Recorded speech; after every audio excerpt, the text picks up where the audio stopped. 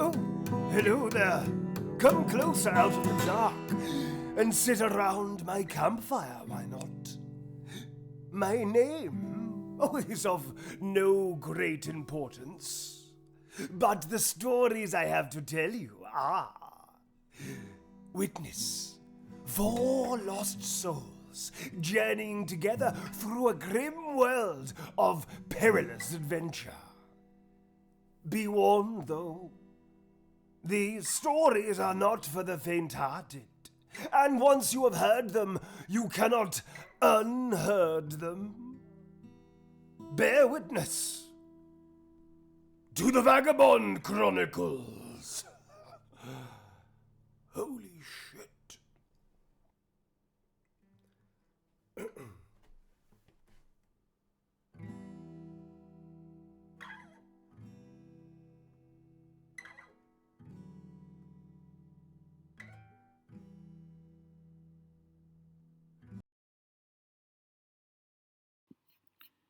What harm could a little drinky do, I wonder? Look, it's the Squirrel King. Oh, sorry, it's just you. Man, did anyone tell you you look exactly like someone I know? I know him. The Squirrel King. Don't tell anyone, but I think he's a right bastard, hoarding them nuts. He's got all the nuts. I have a birthmark on me arse. Do you want to see? Okay. Just don't tell the others. It's up here, all this. It's here, you see. You know, I could have taken those bumpkins, but I felt it important to leave them with their manhood intact. It would have been rude. Well, Bondo reckons it's about time for a drink. I'm a cavalryman, but I lost my horse. He died. Ziggy! He was a gods-for-damned hero. Oh, Leviticus, I drink to you. Brandy! I'm not crying. You're crying. Away. The problem was my father was a royal jester to the King of the Gnomes. And he always wanted me to follow in his footsteps. I wanted to do my own thing, and I'm not very good at falling over. I keep banging my head. Ziggy! It's always a good time for a drink. Bit of dancing. Everyone loves a bit of dancing, a bit of drinking. Bumpkins! You're all a bunch of bumpkins, you peasants! Brandy! You know what? I've got the costume for this. I'll be back in a second. Watch me, lads. I am a wizard. Look, I can jump off the roof and catch myself. Hey, look at Ratty, he's going to kill himself. Jump! Oh, me elbows. By all the gnomish gods, Ratty's going to chuck himself off the roof of the Magic. building, you silly bastard. I am a great big bushy god. Right, here we go. Brandy! Oh, what the fuck?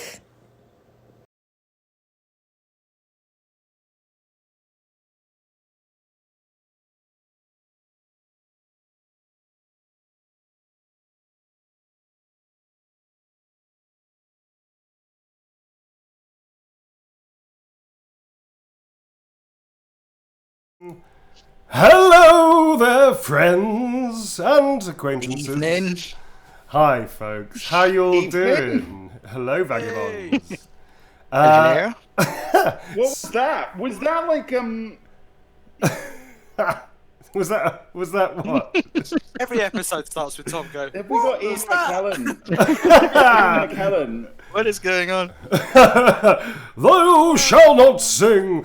So hi everybody. Welcome to yet another Vagabonds chapter 20. Can you fucking believe it? I know. The musical episode. We were talking about that a minute ago. Do have plans. The boys have realised that the contract they signed in blood was real. It wasn't like a drunken night out that we all had and suddenly they imagined it. It could be both things. So we all try. Now these songs are going to be periodically uploaded for tier people. But anyway, we'll get to that later. So hi everybody, hi community. I want to say a very quick hello to the Vagabonds first. Hi Vagabonds, what's up? How are you all doing? Hello. All good, thanks, dude. Yeah. All right. And hello community. Hi community. How are you all doing? Hi, community. Community. I love you. And yes, thank you very much. The Vagabonds and the other shows as well have all contributed to helping us reach partner, which is fucking awesome. So we are now a Twitch partner channel. So That's yeah, so awesome. yeah. Well, that's good news. I didn't realise that. Excellent. Yeah, man. So we're Twitch partners.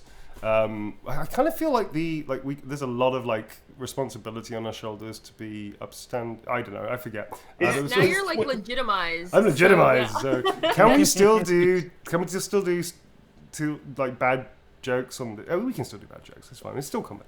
So yeah. Is Twitch now basically called Twitch in Newborn? Is that like the new company name? Twitch Newborn and Sons. Yeah. I think if I said that out loud, I would be slapped very hard down. I would be taken down a couple of pegs or two. So Yeah. yes. The whole peg. You're not partner anymore. I'm sorry, not Neil. partner anymore. No, it's partner in the special way that, in the same way that America has a special relationship with England, in the Britain. Sorry, soon to be England. I guess. Soon to be England. I was going to say, Twitch Pilot sounds more like being one of Genghis Khan's wives. It's Yeah, I'm betrothed. I'm betrothed and bequeathed to Twitch.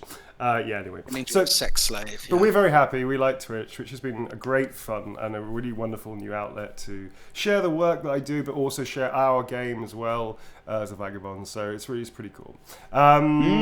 Yeah, I think. Neil. Yes, sir. That thing. The thing was that. that like the thing that. that What thing thing? that you just played? What thing I just played? Was that the catch up for last week's You don't episode? watch the show. You don't know what happens at the beginning of the show. Us as a drunken Yeah. rabble. Okay. You that's the promised you catch-up. wouldn't play that. So coming clean. So I may have spent an hour today editing some things that were randomly said on a phone. So yes, that was the recap of the drunken night out that we skipped over in the game last time. I just thought it'd be kind of fun to show you the gleam a little bit of information as to what actually happened that the rest of the night. Because our boys and Del actually Blue's character Del very wisely didn't get hammered and just sort of was just judging all of them in the morning. I'm the designated driver. You're the designated non-drunk of the party. This was what happened to the Vagabond. It was the Vagabond hangover episode. If you didn't catch it, it's on YouTube. I do think it is actually one of the best ones we've ever done because it's just very, very good. So check it out on our official YouTube. Chaos for the chaos. Chaos for the chaos. No crew. Vagabonds were harmed in the making of that episode. Indeed. Well, actually, 2 were thrown through a window. Anyway, you got to watch it. It's really fun. Yeah. On that. So that was the I got catch. some twigs up my arse. You did get 2 twigs. It was specifically 2. It wasn't even like a bunch. It was like 2 actual twigs up your ass. Yeah. Anyway, so that was bushel. a bushel. A great big bushel. A bushel of bush up your ass. When did the shrub become a bushel? I don't know. I'm not sure. I think there's probably it's probably when it matures. Surely. Like I reckon there's a definition. Do you reckon Wikipedia will tell us. Do you reckon shrubs have like? Bundle. Do you reckon shrubs have a rite of passage? You know, like a bar mitzvah or something. They have like a bush mitzvah. Bush mitzvah. Do you reckon? That sounds really wrong. Now. That'd be cool. Like, you're a man now, bush. You're a shrub. You're a shrub. No, wait. Shrubs are smaller than bushes. You're a bush now, son. Thank you, Dad. I don't know. Some shrubs are bigger than bushes. I think it's all a question of species. Fair enough. Okay. Weeds and plants. A weed is just a plant you don't want. There you go. So now we've uncovered that mystery. Let's move on to some of our own.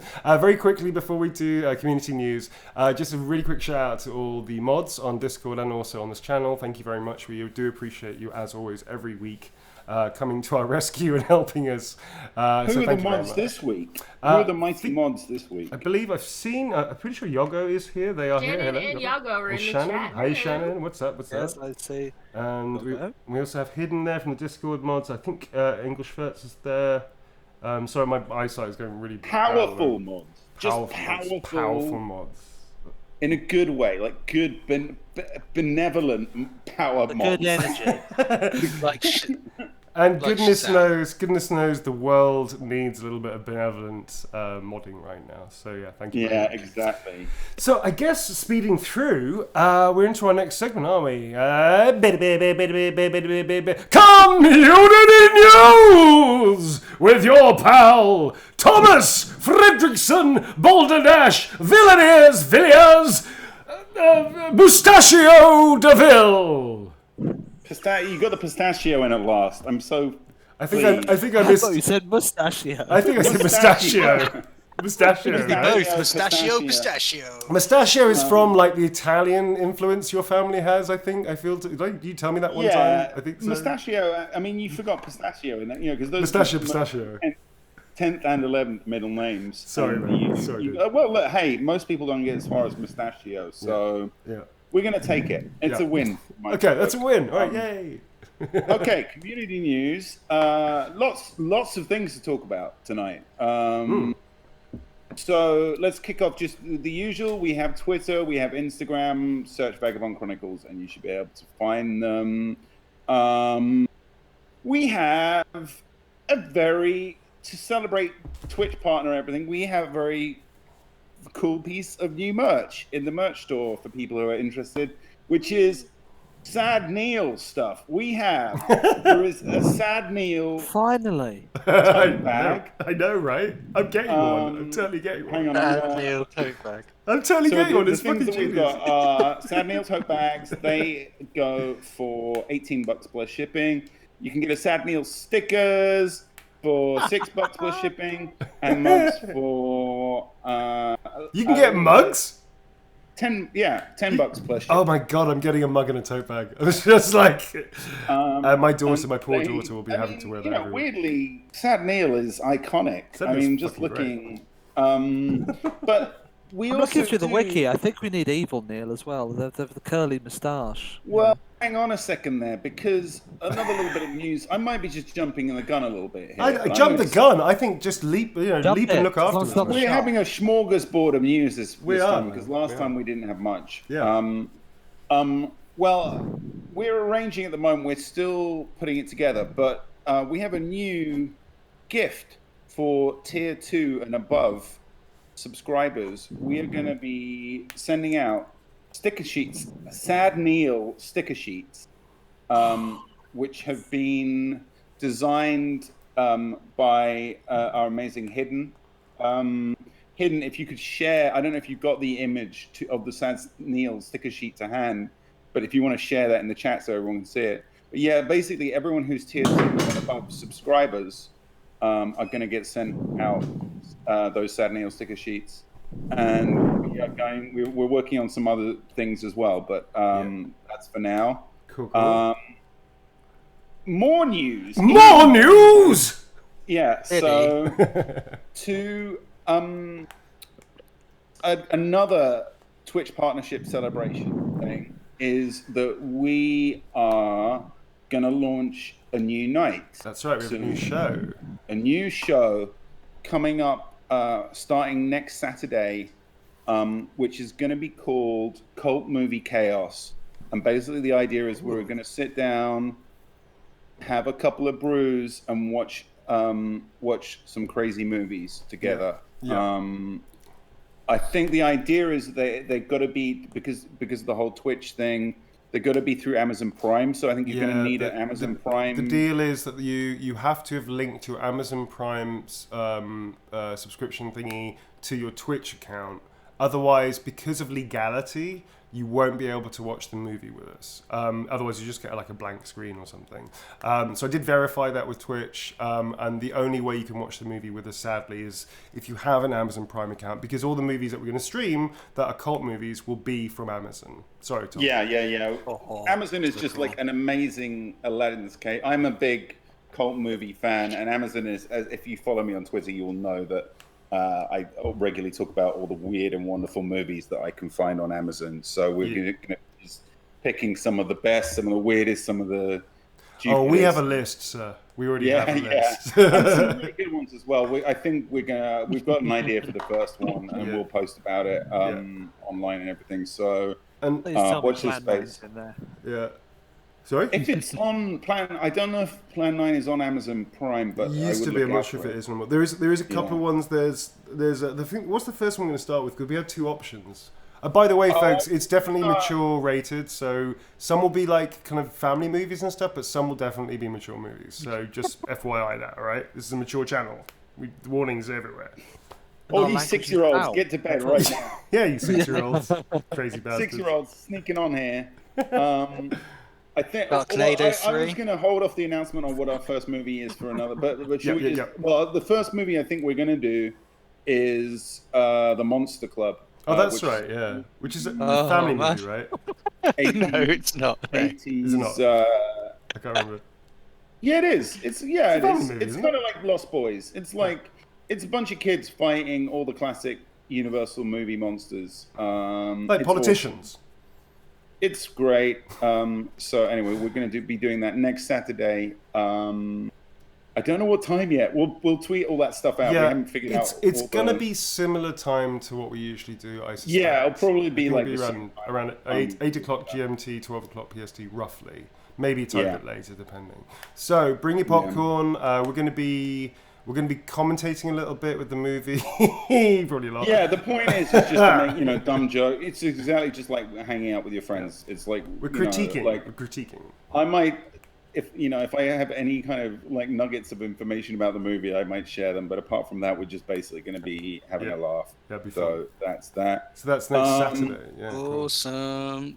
And then the last little bit of news for this week is just to let everyone know that next week's Chaos Couch Party will be on the same Sunday usual time, and we are going to be playing some Dead Before Dawn, and we hope so basically we're going to get to be slashers, and there's kind of a slasher theme developing, and so we're going to all hang out and play some Dead Before Dawn. So we think it's crossplay. We think, so hopefully you guys can... You're thinking about Dead by Daylight? Dead by Daylight. I mean, Dead by okay, Daylight. I was wondering. And you know what? I knew it was wrong when I actually said it, and I just went with it. And I'm in Dead by Daylight, of course. I have it. I still haven't played it. I gotta line it up and play it. But yeah, we'll be playing some Dead by Daylight next Sunday.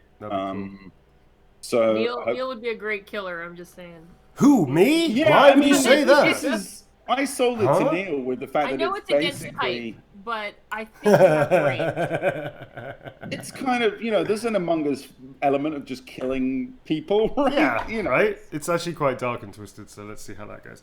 Shannon's telling me that I need to practice and not go in unprepared, and I'm just... I should have done. I really should. Normally, I spend my whole Sunday rehearsing this section. Today, I fucked up, and I'm sorry, you guys. I'm really sorry. Anyway, that's it. Cool. All right. Nice community news.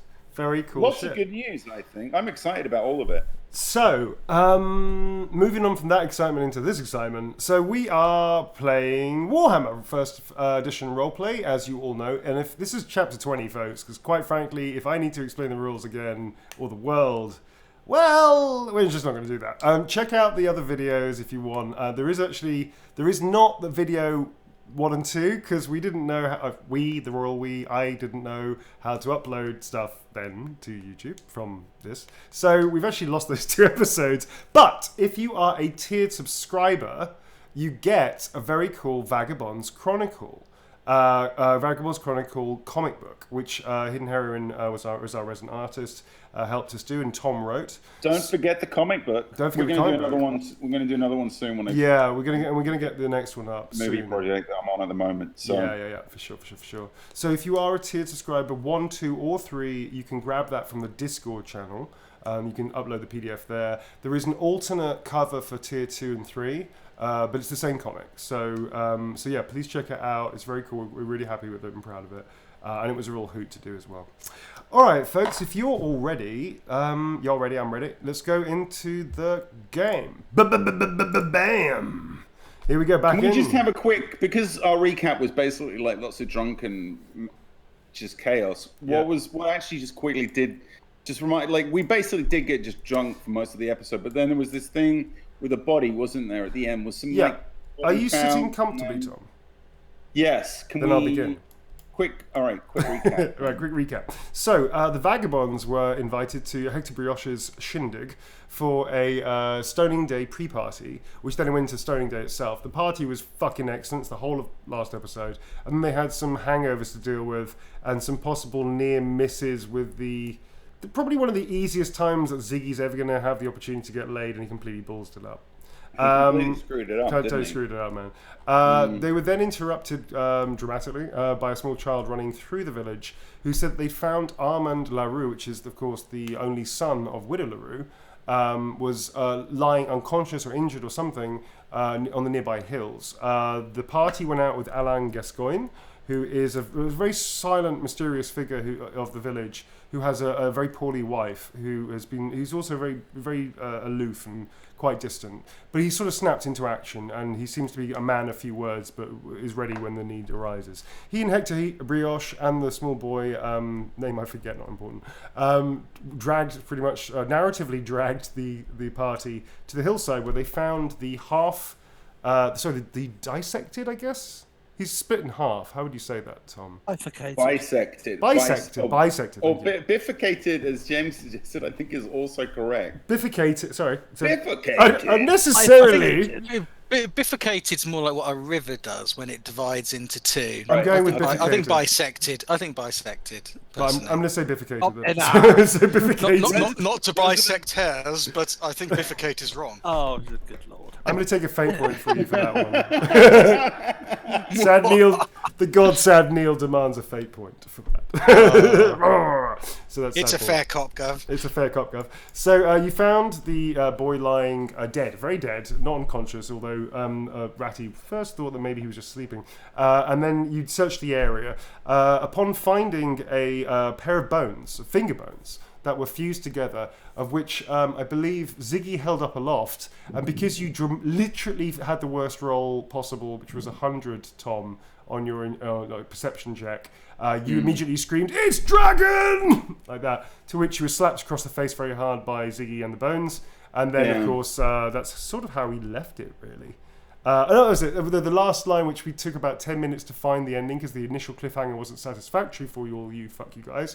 Ziggy then said, "I told you I would get a boner," and that's how he left it, which was really... You just made that bit up. I did not make that up. I remember that. You fuckers don't listen to the show, man. That was gospel. That is canon.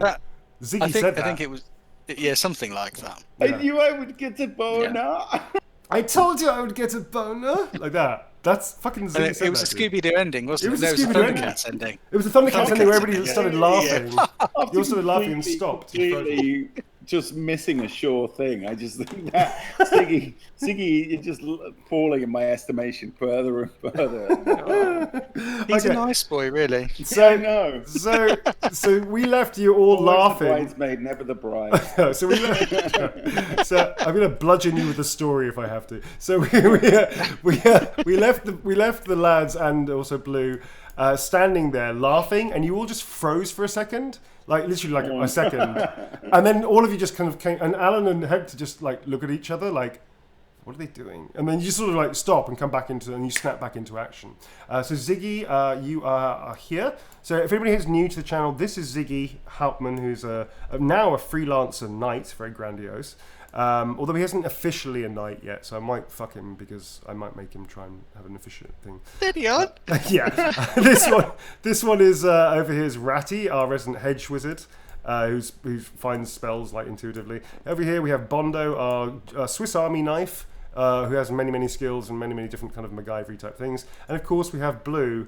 Poor Blue. She was for getting stones out of horses' shoes. Indeed. And Blue was supposed to meet up with a heroic party because she had this great destiny. Del had this wonderful destiny, and one of the gods probably played a trick on her and sent it to the Vagabonds instead. She's met us. Yes.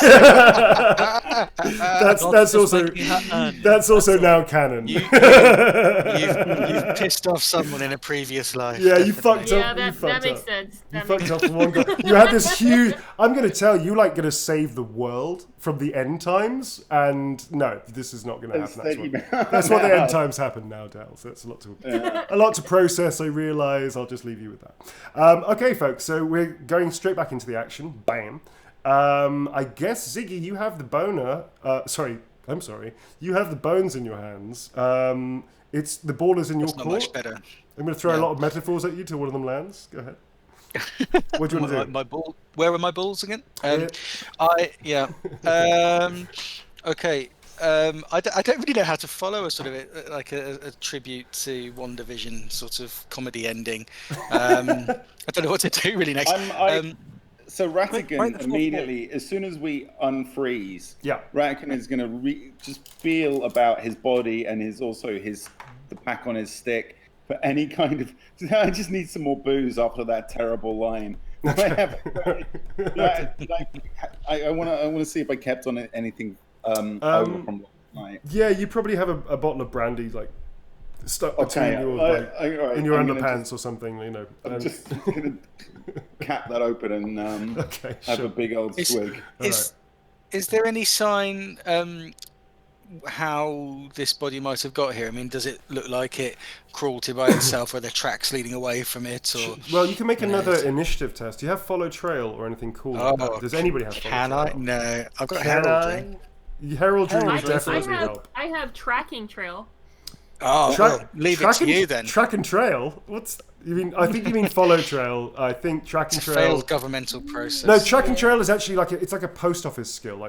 Like she worked at the Elvish post office, and she basically knows pretty much every wood in the whole world. Like, oh yeah, you want to go? That's the Lauren Forest. That is. No, you're sending it to the Darkroll Forest. Wrong forest, you see. That's what that skill does, Blue. It means you can identify. It really? Yeah, no. It's followed. That's a joke for all you people who've had experience of 1990s Royal Post Office in the UK. So Blue, So Blue, it's thank you, Steve. One person.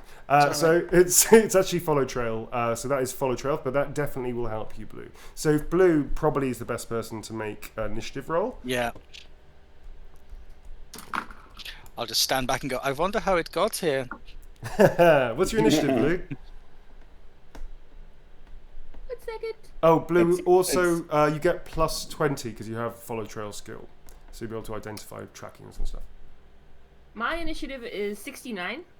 Okay. Oh, that's right. We've continually made jokes about this. I'm pretty sure Blue's the first one to make a joke as well, so we're fine.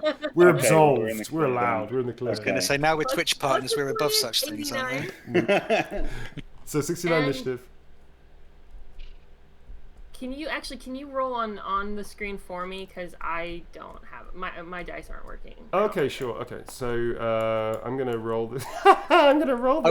I wouldn't trust. 90. So let's see, 69 plus 20, which is 79, 89, and you still failed. Yes. I mean, sorry.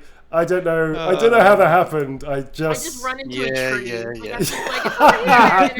So what you do? It's not a critical failure. But what you do is you go up to the body and you start investigating, and you start like very tenderly moving blades of grass and picking up a small rock and tasting the earth and stuff. And then you start like kind of really on all hands and knees, start going this way.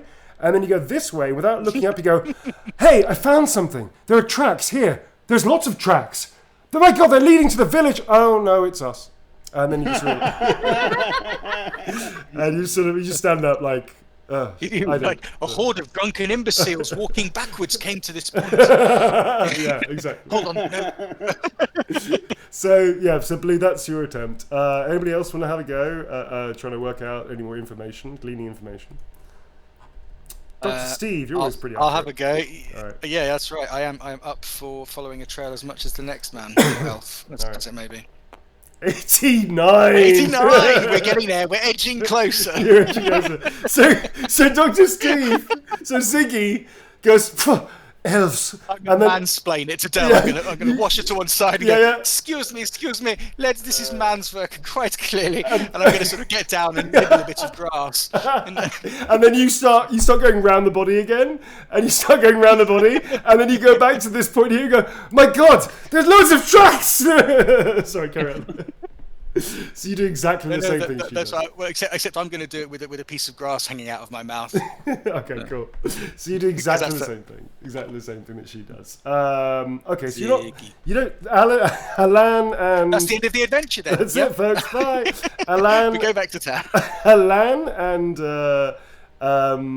Hector are just sort of they're just now standing next to each other watching you do this. Alan steps forward and goes, listen, lads, he's really uncomfortable. He goes, what are you doing? And so obviously, clearly there's some kind of animal or something horrendous that's attack. We have to deal with this, and we have to keep this quiet. I don't want to panic the rest of the villagers. All right, listen, let's collect our thoughts, come up with a plan of action, and try and work out what to do here. Right? What do you think? I mean, I don't want to cause panic in the villagers. I mean, it's going to be hard enough to tell Woody LaRue this in the first place. Do we have to tell her? Self-preservation kicking in. Excellent. I've just got this sort of like weighing up the impact of my likely. Make him tell her. You seem friendly with Whittle. You can tell it now. So blue and Ziggy, I think you should try and break it to her and then see if You want a shoulder to cry on? No, I'll be like, exactly. now your only child is dead. Perhaps we should set about making another one. Oh man, that's just going to go down so badly. All right, actually, maybe the worst thing you could possibly do. Of lines. It's terrible. Shameless. So Bondo, so Jim, what do you want to do, sir? You're the only one that hasn't taken any kind of action at the moment. What's your plan, sir? I've found a rock. Ratty's found a rock to sit on. I'm just sitting down, sipping at this brandy. Right, okay. So Jim's gone, isn't he? Classic Jim. It's the classic Jim moment when he disappears from the field. Classic Jim. All right, perfect. So Jim's gone. Oh, I am here. Sorry. Hi. Anyway, why Tom was talking over me. Oh yeah, anyway. Right. What do you want to do, sir? What do you want to do, man?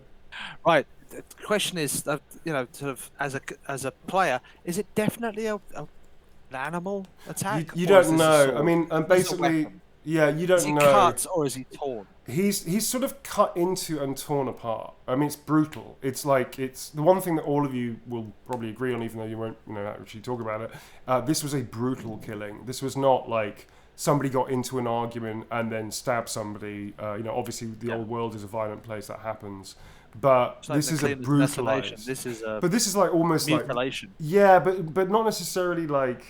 I mean, you don't know more than that. But this was something that was just relentless. Like, I mean, without wanting to like upset anybody, I guess this was an ugly death. Like, the boy suffered greatly, clearly, from this. There was no like quarter given or asked for. There was no easy, quick death. So it was brutal, yeah. Which affects you actually, Bondo. This is something that resonates with you. That this was an ugly way to die, kind of thing. Yeah. Okay.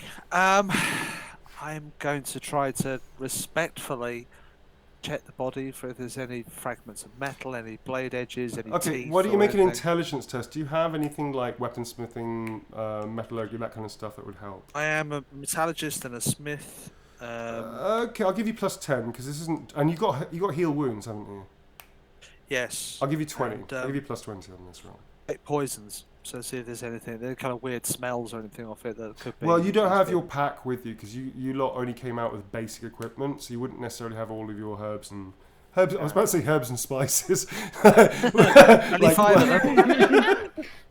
So, Anyone else hungry? I think I am actually going to order a pizza. Yeah. Does he always carry 11 herbs and spices? He does. He always catches 11 herbs and spices. So Bondo, so if you want to roll for me, your intelligence +20. So 39. Perfect. Intelligence is 30. I'm gonna. Did you say there's a +10 for skills or +20 for skills? Okay. +20. +20 for skills. So that's a pass. Great. So in the midst of all of you talking bollocks and crawling around the body, and Elaine and Hector really losing their faith in you, the Bondo sort of very sits down very seriously and using a stick, sort of very tentatively and very reverently starts observing the body and moving it around, sort of hunting for things. The thing that you glean, I'm assuming that you're going to share this with the party. So this is like you don't, unless you tell me otherwise, Jim. So Bondo stands up and turns around and just sort of coughs loudly to get everybody's attention, which does work. And you glean that the body has been attacked by something. There's no weapon marks on the body. It looks like it's been torn apart by claws or by or kind of like claw hands. And there is you do find a fragment of bone in like a muscle, which has no business being there. You're not a physician, like you're not a trained doctor, but you can do first aid. So you know for a fact that this shouldn't be a bone there, and you can't find if it's like his bone splintered off somewhere else. So you find traces of that, and there's something about the killing which is really chilling. That this person could have been screaming for mercy, and the person or the animal or whatever it was that was doing it was relentless. It was like a systematic of eviscerations and bisecting. It was awful. So this is something that is not, you would not say that this is something that is familiar to any of you lot, if that makes sense. Yeah, and an animal would have eaten him. And that's the other thing. There's no parts of his body that's missing. I like that detective work. Yeah, man. Yeah. Nice one. Yeah, so this body. Bonda, I'm going to give you like 20 experience points bump on that one. Oh, hang on. Yeah, I'm going to incentivize all you fuckers. Sorry, Bonda. Is this the carrot or the stick? Both. Yeah, I'll pass this on to the party that this was not. Doesn't appear to be an animal, but there was no weapon. This was no shark attack. That's the first thing that Bondo says. Gentlemen, this was no shark attack. All right. That was no animal, and there was no man. I could see a weapon or something. Okay, but cool. The bones, I'm not entirely sure. There's bones here that shouldn't be here. Though, yeah, this poor boy was rent in half by something relentless. Okay, cool. So what do you all want to do? I mean, Alain and Hector are very interested in obviously this, and are sort of getting closer, and sort of they're looking both very pensive. Alain says, well, like I mentioned, I don't want to scare panic into people, but maybe we should say something else attacked it for the moment until we work out what this is. At least we can get the villagers armed and alert. It won't be an easy situation, but it'll be better than people walking around in complete ignorance. Another thing... You've had the boar. They're always fairly feisty when they attack. Well, didn't you just say that the body hasn't been eaten? I did, but they don't know that, do they? That's a good point. Well, anyway, another thing we have to do is check on Vernix Farm and Cassenbrink's. Make sure they all got back from Stoning Day. Now, both families left early. They only did the walk around with the stones. They didn't actually stay longer. They should be back by now, but we should probably check on them. Well, I tell you what, I might go over to Vernix Farm. We should get word to the mine as well. Them dwarves might need to know this. Plus, they're useful allies and have always helped us in the past when we've had stray packs of wolves and such. His habitual gloom and depression seems to have forgotten. All of you notice, that Alain is quite transfigured in a way. He's kind of galvanized. There's a cool and competent kind of man weighing up the situation, deciding appropriate measures. You even notice that Hector is listening to him in silence, without any fuss or interjections, or any kind of ego. He clearly is listening to him, if that makes sense. Alain decides to head to the farm. Hector's going to go back to the village, and also he will deal with the sad task of breaking the news to Widow LaRue. Alan continues. We'll send runners out to Cassenbrink's farm. You people take the news to the mine. You're going there anyway, if I remember right. Yeah, we are. Right there. We'll talk to the dwarves. Alrighty. Is it safe? Is it safe? Is it safe? Sorry. Man. Yeah, Marathon Man. All right, so that's it, folks. So Elena's going to go back. He's going to try and organise, I guess, the village militia or whatever it is that they do there. Hector's going off to talk to Widow LaRue. And they have covered the body, by the way. They haven't just left it like this. They sort of covered it with some sacks and stuff, basically. They just put something basic around it. And they're going to send a detail to look after the body. They're going to bury it, basically. So what do you four want to do? Blue, Bondo, Blue, Jim, Steve, and Tommy? I think we're going to need to get our hit together. Why don't you talk as characters? Actually, why don't you talk as characters? That would probably be easy. What do you reckon, lads? Get our stuff together and head out to the mine. Yes, You think you're... Oh, sorry. I love the fact you've been venturing for a while now, seen all kinds of chaos, but it's always like, oh, awkward. Oh, awkward. Oh, really awkward. You go first. You go first. I say that to You say that to the entire group, and they just look at you blankly. I agree that we should go collect our belongings and head on out to the mines. Do you think any of you guys could pick up my stuff as well? I don't really want to be around with all this morning. I'll just stay here, okay? Just don't forget the sword, the shield, the armor, and my lucky your lordship. and my lucky crossbow. And you drop your lucky crossbow. Oh, You actually, want us to pick you up a pizza too on the way? I could totally go for a pizza right now. I've that's in my so head got now. some munchies. I know, there you go. It's too late, folks. It's the word. The word has been uttered. I should have like one of those hacks and things when somebody says pizza or something, and that's like the name. That's the word of the show. Pizza or something like that. I interrupted a great moment. Sorry, folks. Brought to But you it would by be Yeah, pizza. Thank you for the foghorn. No, it's great. it would be pizza every week, though, wouldn't it? It would Pretty be, much. This is my Sunday. No, we so I'm change allowed. it. We change it. Every week it's a special word. It's like the one in Channel 9 News where condensation comes in and the whole set falls apart. All right. So on that true note, so you're gonna go back to even. I guess Ziggy is even going back because no one wants to do that for you, Ziggy.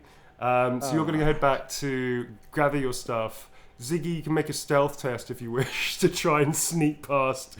In fact, let's go back. You want to, absolutely no one- yeah. yeah, And sure. no- No. Bondo's all right getting your stuff for you. I understand. Okay. So Ziggy, You know, I just think I might remind her of her son or something. I don't know. Is that weird? I don't know. yeah, it's a little weird, but yeah, sure. It's really fucking weird. You already have. All right. So the party gathers their belongings, and you all meet back up pretty much in the same vicinity because this is the direction towards the mine. Basically, this is obviously this beautiful mountain, which I don't want to get rid of just yet. Is not anywhere near the village. You're actually much further away. I'll sort of draw you a rough thing here. So if this is like that's where the village is, I guess. And this is like up here would be the mountain. Over here is like that's where this is the river that goes all the way up to the mountain, I guess, like that. Over here would be the direction towards the mine, and sort of over here would be the mine. So it's a good day's travel. Not quite an entire day's travel, but it's quite far. And Vernick's farm, you know, is because you would just describe the rough area, is gonna be somewhere around here-ish. Is like the Vernick's farm, so it's kind of equidistant between the village and the farm and the mine, but the X is where the mine is. So you definitely have to go that way. If all of you have seen that, just to give you an idea of where you're heading out. What's the name of the farm? The Vernix farm, did you say? Vernick's farm. Vernick is the family. Vernix. No, it's Vernix. Okay. Vernix, but yeah, The German. old worlder, not German, Tom. Old worlder. Old worlder. Old worlder, Tom. The old worlder Not way German. of saying it. Old worlder. Yeah. It's old worlder. Let's not That's right. anger Angela, shall we? Angela hasn't resubscribed. I think we may have fucked her off. Oh no. Sorry, She Angela. has been busy though. She's been real busy. Send her a sheet of stickers. She'll come back. No, will. full circle. All right. Yeah, we want sad Angela stickers on here now. No, I don't think we can get away with that. So, okay, so cool. Okay, so I'm just gonna do a whole bunch of stuff here, talking amongst yourselves. So on the Do we have time to get there before nightfall? I don't think it's wise to be traveling. Now, what time of day is it? Is this still morning? this is the morning. This is like 10 o'clock on the day, and you should be getting there towards the evening, I reckon. So I reckon you could get there like a good 6-7 o'clock in the evening. So you're still Are we all sometime. basically hung over and trying to do as much as possible to get out of adventuring? Yeah, pretty much. Getting that vibe from you, Siggy. We're hungover, so we're open to suggestions. So when the old military dude says, "Go over there," we go, "All right, then." You guys are gonna die.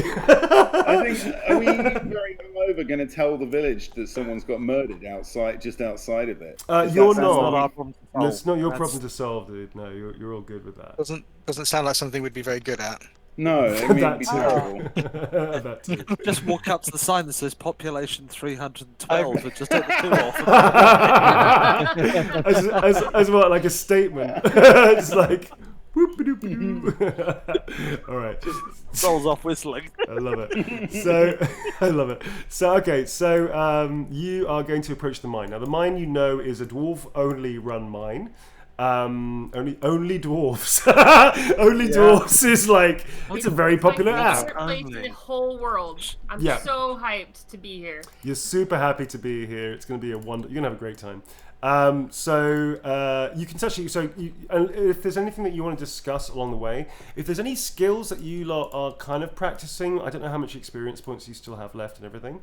But if there is something left, you definitely have to tell me, because if you want to spend it, you can basically, the way we do careers and advancements and skills is it's like kind of narrative. So if you are learning a skill that isn't part of your career, which you can do through either a book if you can read, or through a tutor, or from one of the other party members, you can learn skills from each other, then you kind of have to practice it. So if there is something that you want to do on the march, or you can do on the march, I would say, then you're most welcome to. But just do tell me. Are I driving the carts, or are we all walking? You're walking, yeah. This is a walking episode. Yeah, you should walk. I mean, you can take the cart if you want, but you don't have the cart because the cart is back in La Maison Tower. Remember? We're not like pinched one to go and do this job. Oh, do you want? You can try it if you want. You can try it. I was just wondering how you want to style it. Do we want to be walking, or am I driving? Well, if you want to try and get the villagers to give you a cart, you can try that, but you know.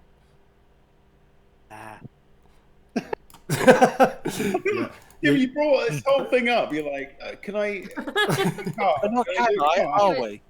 Like, talk to anybody. Nah. I thought you did.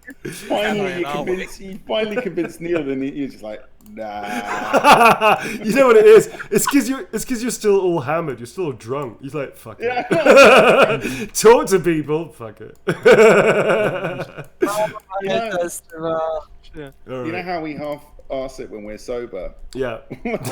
so this is full arsing it then, I guess, right? Okay. Yeah. We're now at least 3/4 arsing. All right. So cool. Okay. So you are going to be approaching from here. Where are your characters? I need to miniaturize you. Where have I thrown? Are you already miniaturized yourselves? Were you that size already? Yeah. Cool. Brilliant. All right. So I am very small. I am the smallest. You are the smallest. You're pretty. Although you're handy in a fight, but you are pretty tiny. Cool. So how is Elle shorter than me? She's not shorter than you, but she's not far off. She looks like a tall halfling. Her figure is shorter than me. Her hat doesn't reach my hand. Oh, I can take care of that. I can make you minuscule if you wish. I have the power. Beep, beep, beep. I'm pretty sure you raised yourself a little bit as well, because wasn't it the whole Teddy Bondo thing? Bondo was slightly taller. But I just did that to piss off P. I'm taller than him by about an inch, but that's about it, folks. Okay, I've sort of moved your characters around a little bit, so you should be slightly more proportionate. All right, so you sort of take a hard right, a hard east from the main river, the Vastfall, to which you're following up, and there's kind of like a beaten track, sort of, which you know will take you to the mine. You can see it quite clearly. It's actually the base of a mountain. And these are all mountains that continue here, but it's sort of like another valley within the valley. It sort of goes like you sort of like swing a hard right, and then you go into this kind of like mini valley, which still forms part of the mountain range because all the mountains are around here. And either side are mountains here, and in this like dead end valley, you see quite clearly a camp. There is a large building towards here that's set aside, which is much bigger than the others, and then there's a whole bunch of little buildings, which they are buildings. They're made of wood, so they're proper buildings. Just here, and you do see some fires in the distance. You can smell smoke the second you go into this kind of little clearing area here. There's a woodland on the right, which has been half cut down. Dell, you notice that straight away, that you can tell that there's been a lot of logging here.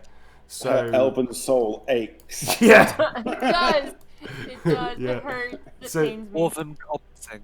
yeah. So you can just see like under the upturned things here. So logging has taken place. Yeah, look at that. So you're entering from this distance. Now you're still some way away, but you can sort of see a couple of figures walking around in the distance over here, and it looks like it's a populated place. How many people you couldn't tell, but clearly these are like the people that live here and whatnot. But you're still quite far away, a good 500 yards or 600 yards, so quite far.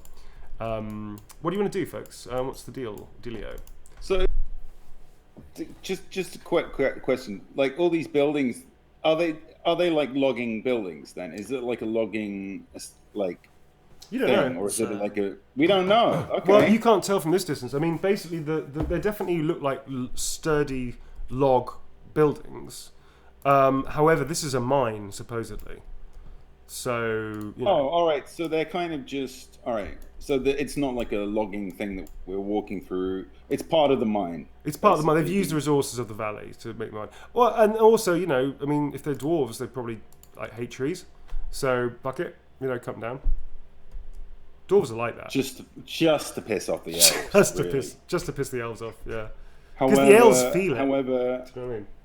If you take a piss on a rock, they're going to be furious. I guess so. I guess know so. that wasn't great. It wasn't great. It wasn't great. You know, it wasn't no. great.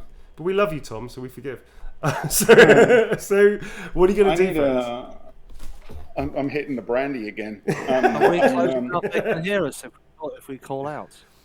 No, probably not. Although in about 4 or 5 minutes of walking, they will.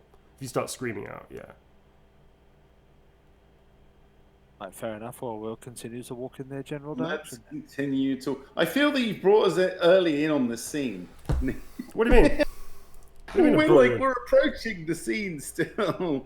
Yeah. Well, that's what you can see. I mean, you're not blind. You lot are just half pissed and you don't want to do any work. That's what it is. Hang on a minute. I do turn to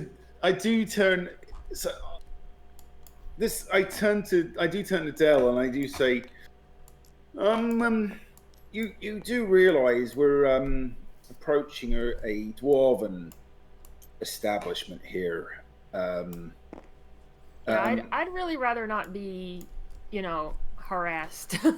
So, wondering if I could hide using clothing my elven features. Yeah, have you got like some like a moustache? like a headband. Oh, you're gonna do a Spock. Pulling the Spock, are you, sir? Sweatband around your ears. All right. What's your plan, Del? What are you gonna do?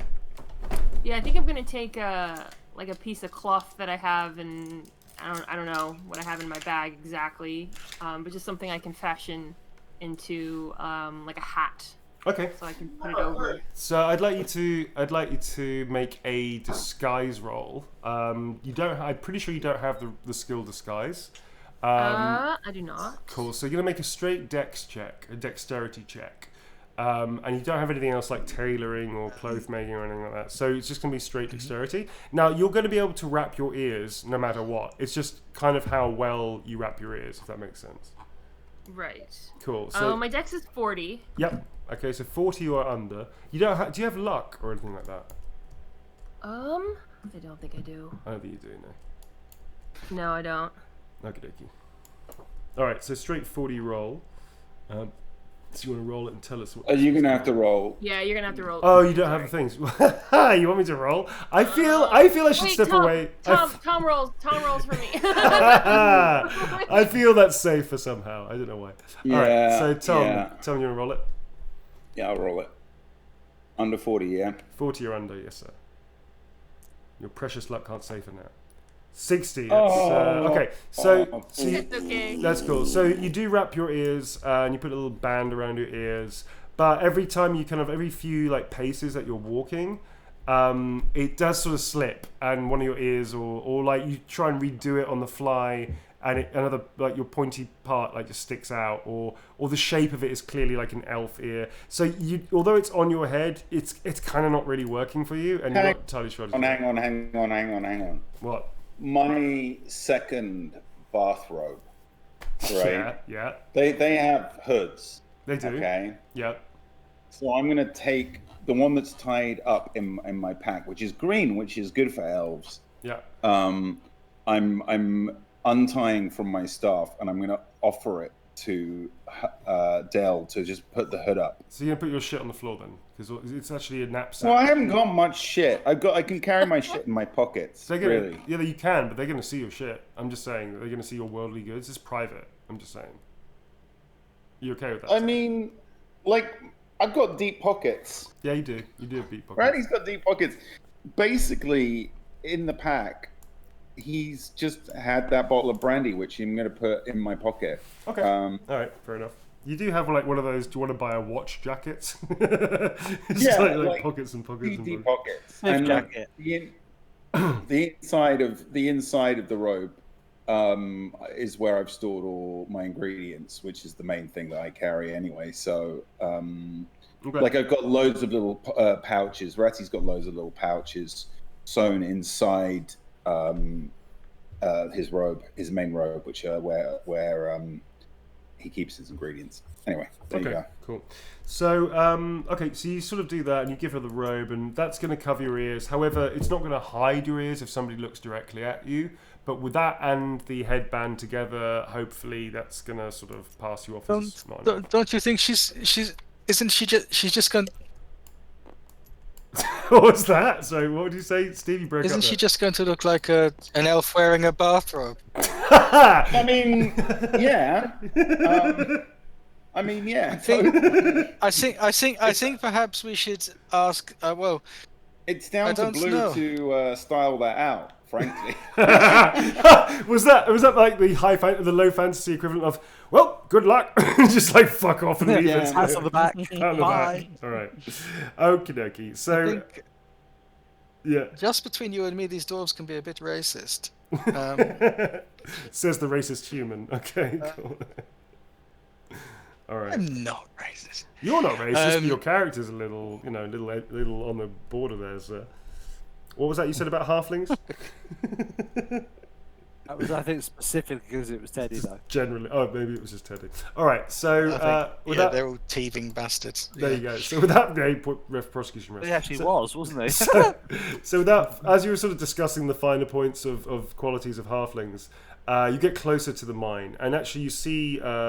There's two dudes over here, two little dwarves. You see they're clearly dwarves. A couple of dwarves sort of stop what they're doing, and one of them's carrying like a pan, and you see a whole bunch of other dwarves over here around what looks to be... I mean, none of you know this apart from Bondo, because obviously, Bondo, you do have the skills. But this looks like they're panning for gold. This over here, by the way, is a large... This is the stream, obviously. This looks like an effluent channel, but it's not. It's actually a luscious, beautiful, clear. This looks just like a river of shit, but actually it's a beautiful, picturesque, clean water, mountain water, in fact. Thanks for that. Over here you have a pool, a natural pool, which has been widened clearly, and there's a beautiful waterfall that comes this way. And this pool here, there's crushed rock in it, and there's lots of equipment around. And there's some dwarves here what look like they're panning gold. It is kind of getting towards evening nighttime. There are kind of like fire brackets around and torches and whatnot. But basically it looks like this is part of the setup of the mine. I'm going to ask you to stop doing so much, please, Jim, because you might crash our system. If that's cool, but we get the idea. It's not a river of shit now. It's a beautiful. Yeah, I blew it up a bit. Thanks very much. That was very fast work as well. Well done. So as you approach, you hear one of the dwarves. Both of them are armed with crossbows. One of them sort of like looks at you and points, and the other one sort of like goes into a firing position. They go, "Halt!" Oh no, actually they're going. Yeah, first they're going, "Halt! Stand still, please. Keep your hands where you can see them. Who are you? What's your business? You're not locals. We can see that." And they're quite far away. Like you're quite far away, by the way, but they seem to be like training their crossbows on you with quite a steady hand. So. Right. Well, I think I'll interject. Yeah. Yeah. Let the dwarf take the bolt. Nudge the gnome forward. Well, I'm going to start with a little bit of Kazalid. Are you going to speak in Kazalid? So, yeah. Cool. Yeah, but I will be for what everyone else hears will be Pravda Khariad. Yeah. Okay. Whereas what the dwarves will hear will be hello. Oh, that's right. We established Kazalid sounds to dwarves like, oh, hello there. How are you? Top of the very well, thank you. Yeah, that's how they speak. Yeah. Right, cool. All right. So, yes, I'm very Terry Thomas went to a dwarf's ear. Okay, cool. So, all right. Hello. Anyway, so it's good evening, fellows. We've just come over from, what was the name of the town again? Good luck. Yeah. Okay, what's it called again? I'm not going to help you, sir. Lion? Not going to help you. Not going to help you, dude. Okay, we've just come from the town. Give you a warning. Well recovered. There's been some foul play. Foul play, you say? Did he say foul play? Yes, he did. Foul play. Oh, that's terrible. Well, cousin gnome. Yes, indeed. Are those long legs with you? They are. A word of warning. One of them is an elf, but she shown herself to be quite friendly. Suddenly, you hear this. like that. Okay, so all of us behind you are doing like, the whole... so I'm just going to interject. Yeah. So Blue, Steve and Tom, you hear,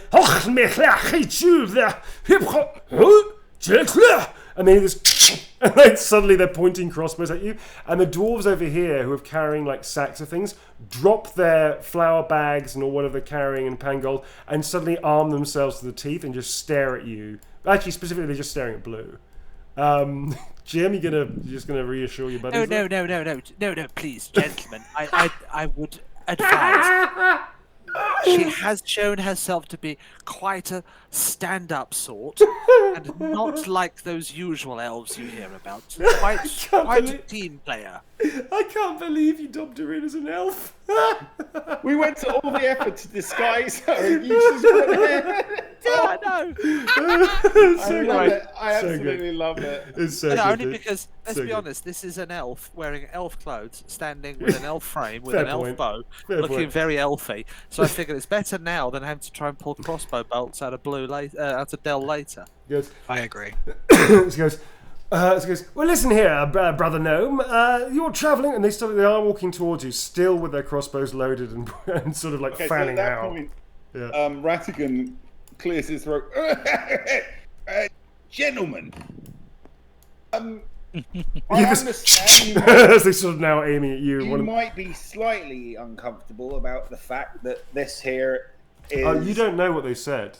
You don't know what they said. Well, they're sir. all pointing... Oh, yeah. Yeah, but you don't know what they said, why they're pointing it. You don't know. So Oh, yeah, that's obviously, fair folks, what the players know and what the characters know are two different things. So just go with what the character could Damn. know. Okay, As far as that's you, fair enough. as far as you know, the plan's working to a point. It's just that Bondo said something stupid. Clearly, do you know what I mean? Yeah.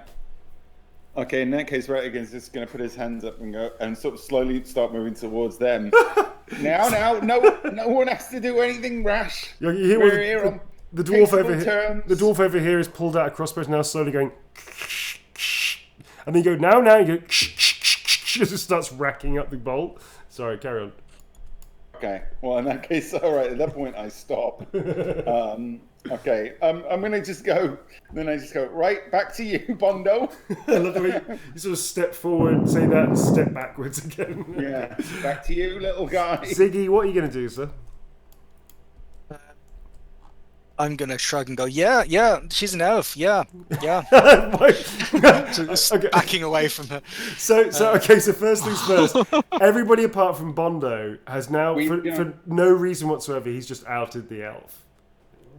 Ziggy's outed the elf. We don't know that he said that because he said it in Kazalid. Yeah, but I'm gonna say, do any of you speak? I don't understand. It's most impolite. You're not speaking. None of us can understand you. What's going on? Are then you going to tell them about that she's an elf anyway, Steve? No, I was joking. All right. It's just my little Maybe joke. we should all just take turns saying that she's an elf.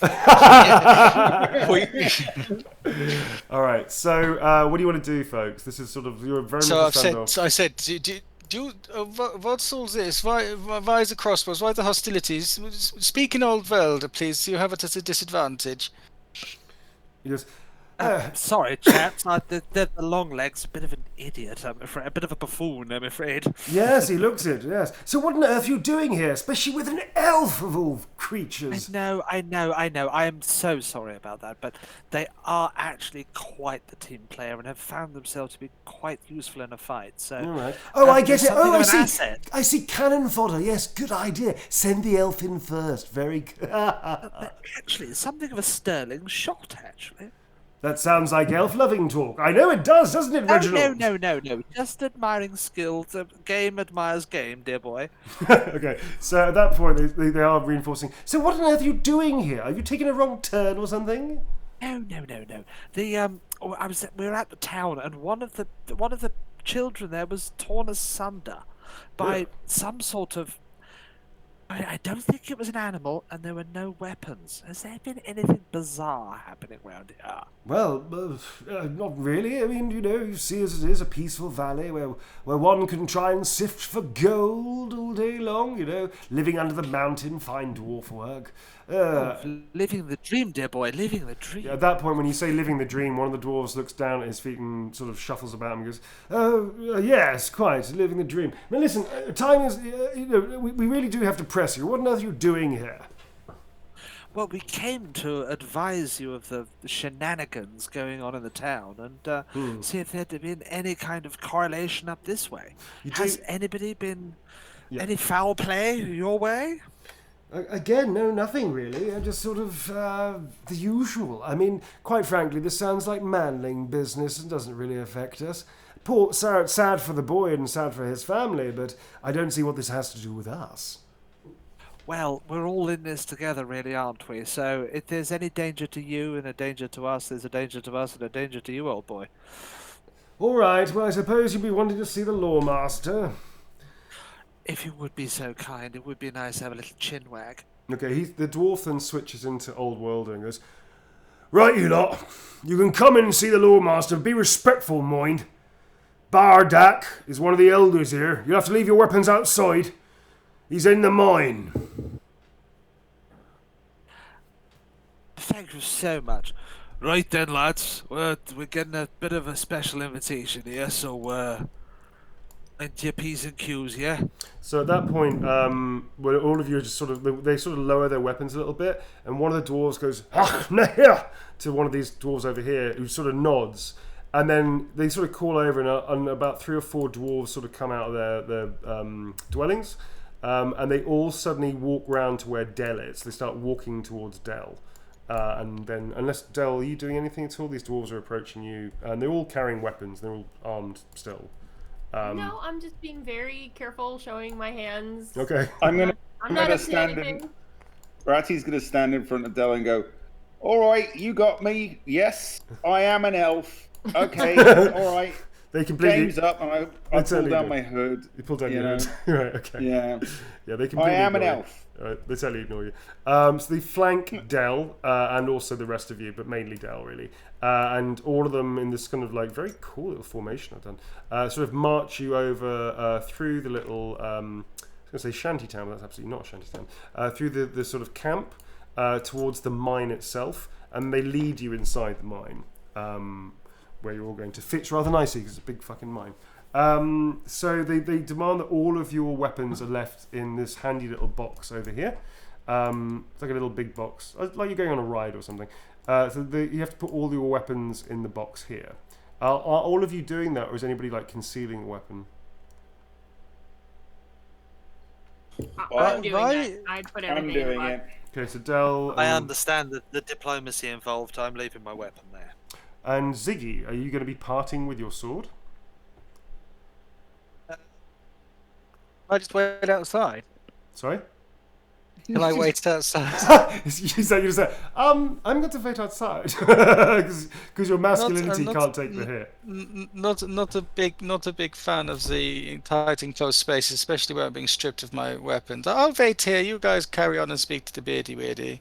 The beardy weirdy, great. Did you just say beardy weirdy out loud? Yeah. Okay. So the lead dwarf, whose name you don't know yet, sort of turns around to the other one and goes, and basically you hear Bondo goes, "Yes, why don't you wait with our guest and make sure he gets what's coming to him for that remark?" And the rest of him, and he goes, "All right, you lot, come in here. You can stay out there." And all the dwarves sort of go back and follow inside. So Ziggy, you can stay. Half the guards split. Sorry. I'll just make sure nothing bad happens out here, guys. Don't worry. And 3 dwarves. Can I jump in for a sec? Yeah, can you move your pencil, please? It's right in the way of what I'm trying to do. Thank you. Sorry. I was just thinking, should I ask Adele if she wants to wait outside? Up to you, mate. You can do it if you wish. Yeah. I Del? would love to wait outside with you. Would you mind? I'd like someone to keep an eye on Ziggy because I don't think he's particularly sharp at the moment. Okay. So are you gonna? So you stand there. Okay. So as you do that, so basically just Ratty and Bondo enter the mine, and then the other dwarves immediately like go straight up to Del and stand right in front of you and right behind you. Like it's really like they have no concept of personal space. They're just standing staring at you. And then this dude here is going backwards and forwards like this, boop, boop, boop, like Pong, beep, beep, beep. He sort of doesn't know which way to stand. And finally decides to intimidate the elf, as he doesn't look too intimidable. Okay, so Ratty and also Bondo, you've split the party, which is so dangerous. Number one cause of death of PCs is splitting the party, as we all know. But It's only bad horror films, dude. Really? I don't know. I mean, I could go for some fate points right now. I'm pretty hungry. Fate points aren't pizza, Neil. Fate points aren't pizza. All right. So you get led into the mine. The gloom and the I guess for Bondo it's a little reassuring. I mean, you don't live in mountains usually, but you do live in underground halls and things like hobbits. Like the Hobbit stuff in Lord of the Rings, you sort of tend to live in those kind of like just in hills, and stuff. Yeah, right. But so this isn't like a wild way. This is quite awe-inspiring though. Gnomes tend to look up to dwarfs in many ways. In some ways not, because they're slightly more peaceful than dwarfs can get. They do tend to look up to them and sort of like they are like the big brother race in that way. Their engineering is awesome, and obviously as an engineer, I'm quite inspired. Yeah. So the door to the hall opens, and inside the rock, and a veritable robed dwarf stumps in. This is Gimbrin. He is. I'm going to try and find him for you. This dude over here. So I'm going to create a little space for you lot. So you guys are here. I'll make you. I'll copy and paste. You can make it a bit bigger that way. You two are in here. There's another dwarf. The dwarf that was sort of talking to you goes up to talk to another dwarf who looks a lot bigger and has this amazing like hammer next to him. And he I can't find the fucking thing now. Where is he? Oh, bugger. Fuck it. I'll use this dude. All right. So there's another dwarf as well who's a much younger dwarf, but he's got a helmet on and he's got this resplendent armor. And he looks sort of like kind of like the boss, if that makes sense. Gimbrin is on a carved stone. He stands to one side. Basically, this dude is sitting down in this carved ornate chair, and as you're brought into this little kind of space, this little chamber, and from behind the chair there's like another chamber, and through walks not much bigger dwarf, but he is much older, to the point where this dwarf here steps aside and allows the older dwarf to sit down. So Gimbrin, you've been told that Gimbrin is this dwarf here, who hasn't said anything yet, but he's clearly the leader in a way of the dwarves, whereas this is the Lawmaster, who's like they're venerated, they are essentially like, they're the de facto super leaders of the dwarf community, and they're respected beyond anybody, basically. So the Lawmaster has the respect of all dwarfs. The fact that Ziggy called him a beardy weirdy is really not going to go down well, but it's a bit too late for that, I guess. We're going to come back to that in a second. The door opens, the venerable robed dwarf stumps in. Gimbrin, who's this gentleman, rises from his ornately carved throne, stands to one side as the Lawmaster sits there, his seniority clearly entitling him to this privilege. The Lawmaster peers at you both. Well, you're here. I'm here. You may as well speak. Venerable elder, I apologize. Don't speak in Casalid, I'd repeat everything. Use the common terms that this Longlegs can understand us all. My sincerest apologies, dear boy. Well, sorry about that. We've come with news from the town. Which town? There's a whole bunch of towns out there. Oh, Frugal, they be the village. Oh, yes, the village on the road, yes. Nice people, for humans. Nice people. Yes, there's been some foul play, and they thought it best you be advised. Okay, foul play, good. Details, come on to the point. Chop chop. The widow's son was torn asunder. It was a terrible death. He was it's not nice. He was torn in two, and I don't think by an animal. Oh, these things happen, I guess. Yeah, but I think there's something foul afoot. I think there's something very wrong. Okay, This can you... was not some lover's tiff or some assassination. Cool. He was quite literally torn in two. So at that point, Ratty, is there anything that you want to add to this? I just gotta say, I know we're talking about a body that's been torn in two, and that's very important. But also important is my friend, our friend out there, who's a very nice elfie lady, and there ain't nothing. An elf! An elf here, besmirching my mine. I'll string her. Sorry, but she's trying to help. You know, this is the thing. Well, she can help by buggering off, isn't she? She's still there. I can smell her from here. Oh, elves, no. Don't I, elves? So racist. I'm very disappointed in you, young man. Young man? At that, he laughs and goes, ha ha! Yeah. I was told that you little dwarfy people, you young lads, were oh my god, were hospitable type. All right, you're definitely gonna have to make a fellowship test right now, Tom. I'm sorry. Okay. All right, so let's. I was told you were hospitable. Is there anything you're doing? Is there anything you're doing whilst sorry cutting you off? Is there anything else you're doing while doing this? Well, I was just gonna say that in the spirit of hospitality, I want you to know that she's a very good person who's coming here to help you, and to get by any differences, I have bought you a little something. At which point, I whip out the bottle of brandy that I was genius. So the open bottle of brandy, wicked. All right, okay, cool. I mean, it is. I say I did need a little from my constitution when we found the body earlier, but I did wipe it. I wipe the top of it, and then I present it to him, very substantially, and here we go. All right, cool. and yeah. Cool. So I still need to do the fellowship test? Yeah, you do, but you get -10 for being a human, but +20 for the brandy. So you get +10 in total. Dwarves are way more racist than I remember. Dwarves are so racist. Do you say +20 in total? No, +10 in total. +10 in total. Jesus, my fellowship is really pants. I know, it's pretty I pants. might have to step in here. What is your fellowship, by the way?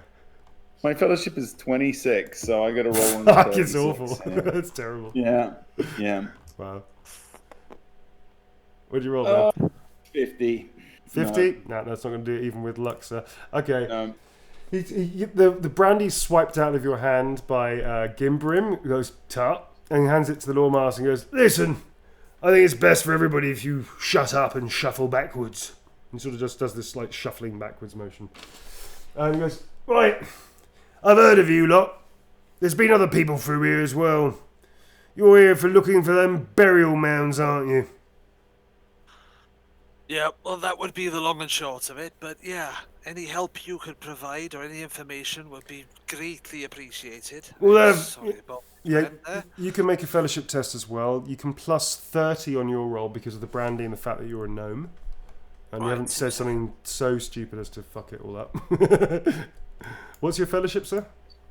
My fellowship is 38. Oh, cool, okay. That's a pass. Cool. Okay. All right. Okay. He sort of looks at you, he sort of ruffles his beard a little bit, and thinking better of it, he decides to sort of carry on talking to you. Where are you? Fuck, you're over here. Okay, so he goes, right, out by Frugaloften, as you manlings call it, there's a burial mound. The Frugal Horn. Sorry, not Frugaloften.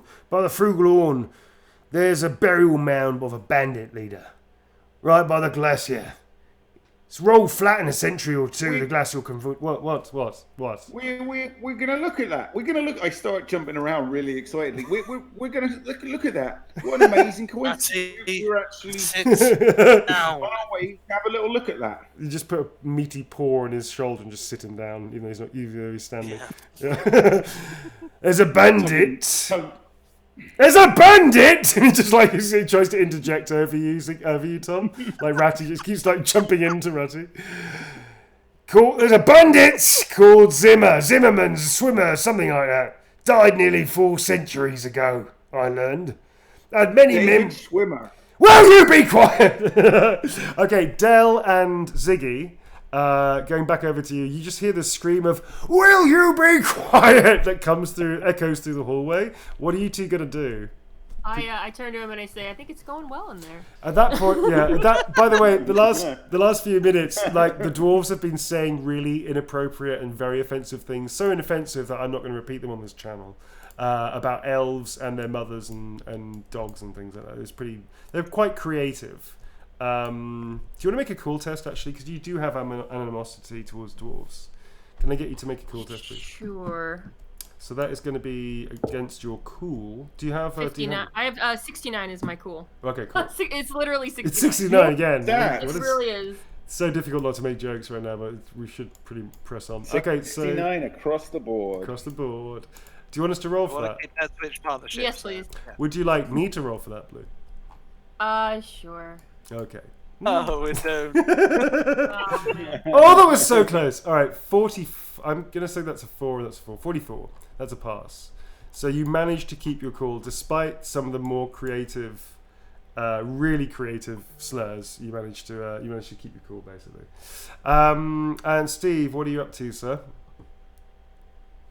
Oh, I think we lost Steve actually. I think he's timed out, unfortunately. Internet's being that. Oh, that's okay. That's all right. He dozed off. He fell asleep. He goes, that's elves, terrible people, and just sort of goes back to sleep, resting against the wall. Well, all this racism has nothing to do with me.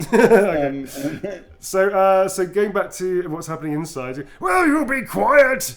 He goes, sort of ruffles. Grimbrin is now moved behind Tom and is now standing uncomfortably close behind you. He goes on. The Duke of Paveron himself had to come out with a whole army to nail the bastard in the end. Blood crazy the bandits were. There were rumours the leader had a pact with some dark force, dark magic in his tomb. Wizard my grandpappy's acquaintance once told him that. Can't go into the glacier soon enough for me. They said his men, them as lived after him, all came back there to die. Drawn back somehow. Them as wants to go messing with that tomb wants to keep clear of it, says I. It's a bad place and no mistaking. Now, these strange events, these serious things, they might be tied in, they might not. We appreciate the warning. But quite frankly, it's Manling's business. And we're going to stay out of it. Well, thank you very much indeed, revered elder. I appreciate the information you've given us. Unfortunately, we do still have to go and check it out, but I appreciate the warning. There anyway. Are you That's why I just. I'm trying to make up for the fact that Ratty opened his mouth here, so. Nice. I know. I'm kind of pissed off by all the racism, so I'm just okay, I'm raging. So badly with that. Okay. Same, Tom. So as the two of you are sort of, unless there's anything else you want to ask the Lawmaster, that you've pretty much been given like if there's anything else, otherwise you can leave now, kind of thing. So is there anything else that you want to talk about? Not particularly, right? I think I actually bought a bottle of brandy when I first. You're gonna give him another bottle of brandy? I'm gonna give him the sealed bottle of brandy and go. Right. Okay. Cool. Appreciate it. If he gives him a seal bottle, can I take the? No, stop. Just don't, Ratty, no. You can totally try. I will totally let you do that, sir, if you can roll for it. So you're going to be making a snatching test. Oh no, I'm not going to snatch. It's a snatch. It's a snatch test. Just ask it. Can I have that back? You're going to just ask him. No, I do ask. All right, you do ask. Oh, seeing as you got an open one, can I possibly? And I sort of just move towards like I might take it. It's not a snatch. It's like a kind of point at it and move. Yeah, are you going to just maybe just pass it back to me? So the venerable and old wise Lawmaster, sort of who's got up and is sort of like, "Farewell, travellers," as you say that, and he turns around and he goes, "Fuck off," and just like comes back into his alleyway, and then Grimbrin steps forward and goes, The great wise Grimbrin has spoken. Fuck off. It just says that. Both of you. I'll take that as a no. Take that as a no. Okay. Yeah. At that point, all of you, including Steve and also Ziggy and Dale outside, hear in the distance. So can you make an intelligence test very quickly, please, Bondo? Yep. 2 seconds. Gonna work out what my intelligence is. 30. Not brilliant. I'm gonna give you a plus 20 for no reason whatsoever. Oh, good. Yeah. Always helpful when you're a dunce like me. Yep. 93. 93. Nearly a crit fail. Nearly a crit fail. All right. You hear a horn, which is you have no idea what that's for, but there's a horn. Can I make an intelligence test? No, but you can make an initiative test to see get the feel of because you're both walking back. You're being escorted by a dwarf and also Gimbrin, and you're walking out to the entrance. You notice that the elf has been sort of like barged into unnecessarily. Ziggy is standing upright against the mountainside here, which is weird in itself, but it's kind of a trick, I guess. But the elf looks like very just deeply uncomfortable and not very happy really. You notice suddenly again the horn sounds, and all the dwarves are now like stopped still, and all of them have forgotten the elf, forgotten Ziggy, and they're just staring out. And you hear the Gimbrin comes out, takes a look out, and just barks an order, and all of the dwarves suddenly start like rushing to various places, like it's rehearsed movement. Gimbrin chats very quickly. Okay, so he said. I understand, wouldn't I? Yeah, he said. He said to posts like that, which means that they're expecting an attack. To their post. Something's going on. That's something's about to kick off, and it's not good. And it's not like they spotted a bear or something. It's like quite fucking serious. And these dwarves are snapping to with military precision. Obviously, Ziggy, Bondo, Blue, Del, you don't know that, but Bondo, you definitely know that this is like not good. And if dwarves are doing that, it's definitely not good. Do you know what I mean? So Gimbrin actually starts walking towards the center.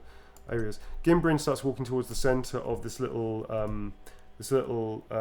bridge where the two sentries were posted, and he's still there. And he just walks through, and one of the sentries hands him an eyepiece, like a gold, beautiful, ornate eyepiece, and he just starts scanning. And he just stands there and starts scanning at the horizon. It's quite dark now. It must be about 10 or 11 o'clock at night. About 10 o'clock at night, I would say. So it is definitely dark. Anybody without night vision, you can only see there are candles and brackets around, like here, I would say, and here, I would say. And the houses as well. And the houses as well, but there's not a huge amount of light beyond that. So you can't. It's all just like pitch black darkness as you get beyond the last house.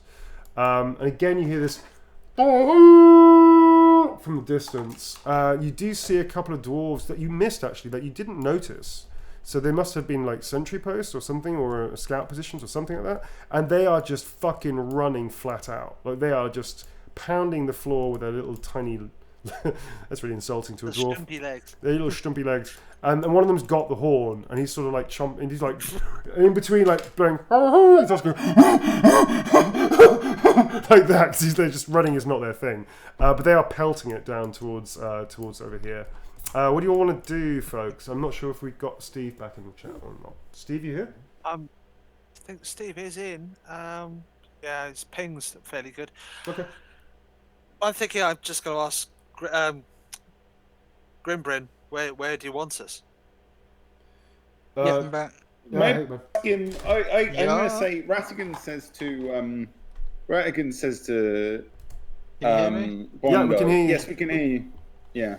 Yes, we can hear you. Ratigan says to Bondo. So Steve, just to catch you up, basically, while we were in the middle of basically not at all making friends with the dwarves, a horn has started sounding out in the distance somewhere outside, and all the dwarves have started running like to get into combat position. It's not a good alarm sound. So yeah. It's not like surprise party alarm. It's bad alarm. Yeah. It'd be really good if it was a surprise party. It's not a sort of air horn. Yeah. That's exactly what it sounds like. He's making on the like that, but you get confused because that sounds like the party horn. That's it. It sounds like that. Okay.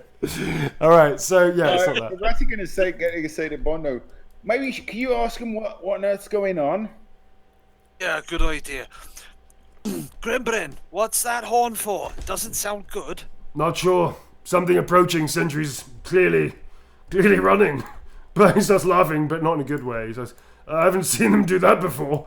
He goes, he sort of barks another command, which is to hold fast. So all the dwarves, and he goes, it basically says a command that's roughly like protect the Lawmaster, and a whole bunch of these dwarves, they literally barrel past you and go straight back into where the Lawmaster is. So clearly whatever is afoot is really starting to get quite heavy right now. You're on the bridge here as well, sir. So let me just try and do this properly. As the two dwarves rush up to you, nothing really is happening beyond that. A lot of the dwarves are ferrying in and out of are waiting. Actually, they're waiting by their posts, which is by the various dwellings that they have here, and by some of the store cupboards and things like that. The store rooms, sorry, not store cupboards, store rooms that they have here as well. And the dwarves come up and speak very low and fast. You're not standing, you can't be privy to that conversation, but you catch a few words. One word you do catch in Kazalid is Rachla, and you know for a fact that means living dead. And that is like not a word that you want to be hearing, because this is something new for you. I don't think any of you have ever seen anything like that before, have you? Have you come across that? Yeah, we have. We just had that creature. Oh, the Manticore. Oh yeah, the Manticore, didn't you? Yeah, that's right, the Manticore. Did we understand that it was living there? I guess it was pretty clear. When Steve jumped into it, Steve jumped into the thing. Oh yeah, Steve jumped in. Pretty sure you got the gist that it was living dead. Yeah. All right. Yeah. Something All right. not right. Definitely hanging not right. out of his. Yeah. Okay. All right. So, what are you? Yes, he sort of like he just curses, then he just says something along the lines of basically we're packing up shop, basically. And you have, I mean, Jim, you have to take into consideration that this is a mine, and these are dwarves. I'm going to let you make your own conclusions from that. But the fact they're willing to abandon it seems really bad. Do you know what I mean? So you can relay that to the party if you wish. But the dwarves have, like, all of the dwarves just go and just stop, and they just look at Grimbrin, and Grimbrin just nods, and they just, one by one, they instantly accept his orders.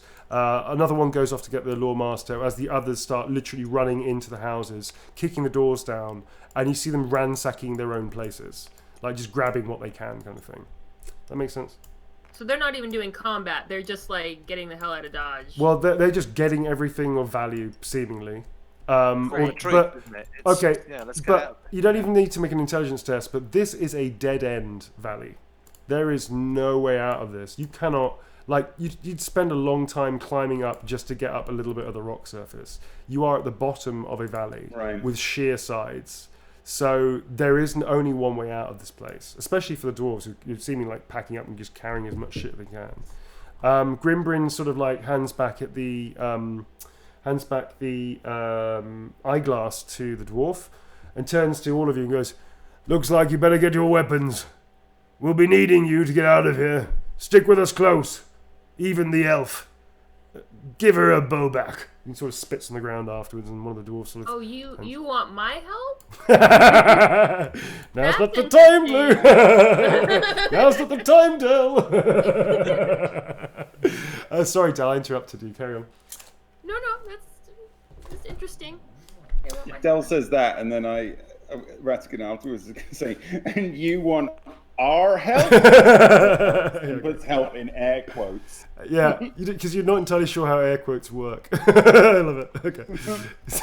you put you around the air. Okay, I like it. All right, so draw massive brackets in the air. Yeah. Our help. So yeah, okay, cool. So you as you sort of saying that, he sort of snorts derisively at you and sort of obviously kind of thing, and you can hear the Lawmaster like kind of walking forward. He's got not a spring in his step, but he's definitely still strong. Like, he might be a couple hundred years old, but he's got some spirit to him. And he's flanked by 4 dwarves that are taking him out of the mine. The other dwarves sort of like, literally, they're only grabbing like some basic things, and they sort of come back up to here, and they have like a couple of bags or satchels that they're just going to be like slinging over their shoulders. They also have crossbows drawn out, whereas these ones are concentrating on getting more materials and more things. These dwarves over here the same. There's another dwarf over here. Grimbrin steps forward and is flanked by 2 guards as well. which leaves you four on this side. Now, you can't actually go this route because the forest is actually much denser than I've made it look. So you could go there, but it would be probably a bad idea for any of you. You're going to get cut off, and I don't know. It doesn't seem like a good idea. You can if you wish, but all the dwarves are going down this side. So, you know. Can everybody make an initiative test, please? Except for anybody that doesn't have night vision. Or, like, if you have excellent vision, that should be okay. I've got night vision of 6 yards. Okay. What about the I rest have of you? good vision. It says good vision. That's excellent. That'd be excellent vision. Yeah, you can see very far away. Okay. All right. Yeah, Cool. don't sell yourself short. It's excellent. Yeah. It is excellent. That's right. It's excellent vision. Excellent. Okay, so cool. Alrighty. So can everybody make an initiative test, please, and can you make one for Blue as well? What's your initiative, Blue? My initiative is 69. Seriously? Still? Yeah. It's the same as earlier. So Jim passed. Who else passed, please? I have a very low initiative. Yeah, you do. Who else passed? Hang please? on. Do I need to if I've got I would the say night no. vision? I would say you can't see shit, dude, because you've only got like 6 yards of night vision or something. Okay. So I think I've got 30 or something. Oh, hang so I on, know. yeah, you're fine. I rolled too many dice there. Hang Yeah, on. just roll for Blue, please. Oh, can Blue not roll hers? I can't get into the simulator. Yeah. So. Oh, okay. Blue can. Blue's an All right, independent I'm woman. rolling for Just Blue that- first and then me. Blue 60. That should be pass, passes. actually. Yeah, it should be pass. Yeah. Yeah. Cool. Alrighty. So as you're sort of gathering on the bridge, all of you are sort of like huddle up with. If you've got all your possessions back, if you wish. Well, not if you wish. You should have your possessions back, otherwise you're going to die. And you sort of like. Sorry. On that note, sorry, can I Yeah. just ask, did I get any wounds back? I know it's a really boring question, sorry to spoil, but Nope. after Slept, like going didn't you, through so- sleeping, do I get any back for having slept last night? You can have one back. Yeah. Yeah, because you were I'll take it. fucking hammered, man. So you get one back. Yeah. Was that? Okay. Possibly good that you didn't get off with the widow, huh? Yeah. Otherwise, Yeah, you 'cause wouldn't if got I hadn't anything. slept, I'd be really in trouble. Cool. Yeah. All right. So what you all see from a distance is really quite chilling and awful and strange and weird. And all of you are like chatting about what the plans and what's going on and what the hell's. And all of you sort of one by one stop. Dale just gives this little muffled like that and just sort of like slowly points. And even Ratty, you can't see that much. In the distance, you just sort of see this massive formation of what looks to be like soldiers, but there's kind of this weird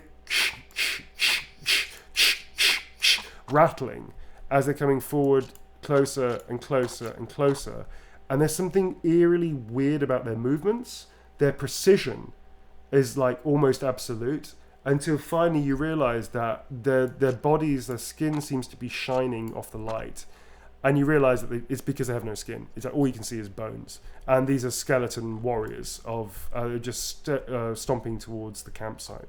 The dwarves one of them runs like foots over, sees one, freaks out, drops everything he's carrying, and it takes another dwarf for him to like smack him around the head and drag him on with him, leaving their possessions before they rejoin this sort of like vanguard over here.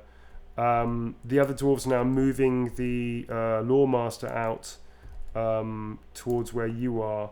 And yes, the dwarves are pretty much they're pretty much trying to steel themselves against the inevitable fight. Can everybody make a cool test, please?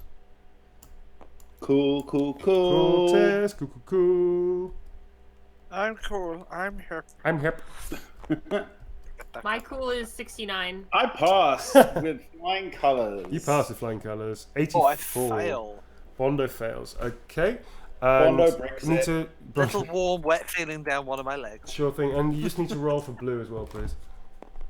Yeah, no worries. Blue, what's your cool? 69, dude. 69.